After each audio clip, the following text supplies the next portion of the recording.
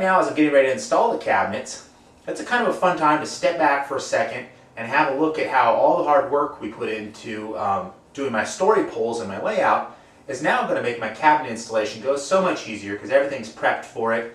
And I'm going to use these poles to do my layout marks on the walls and put the cabinets right where they're supposed to go, and all the electrical and plumbing and framing and the window elevations and the countertop elevations are all figured out, and it's just ready to receive the cabinet boxes.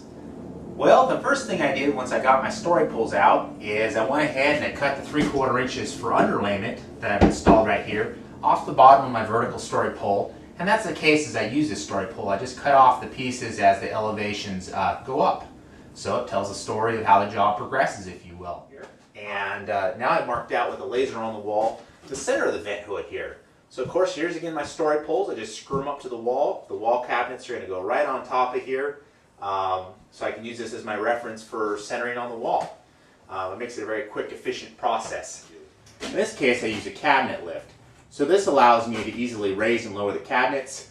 These cabinets here have LED flush mount, under mount lights, and a cable for that runs back through the wall and then back out here at the bottom where there'll be a transformer.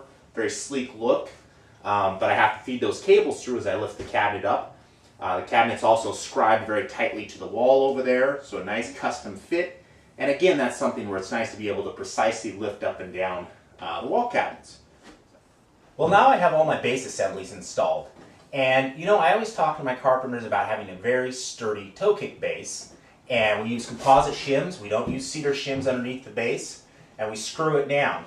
And when I'm talking to them about it, I always reinforce that, you know, the kitchens we're putting in now are actually, the cabinets and the countertops are much heavier than the older style kitchens. Over time, in 3-5 years, as your cabinets settle in, if you don't have a solid base, it's not all level, then one cabinet will bear more of the weight of the countertop than the other, and you'll get seams that are dislocating. You'll start to get drawers that get offset and doors that bind.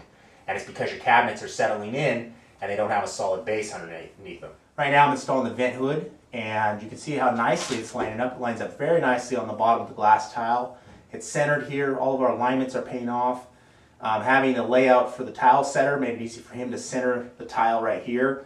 With a grout line, vertical grout line here. It's going to be centered with the cooktop and with the vent hood here also.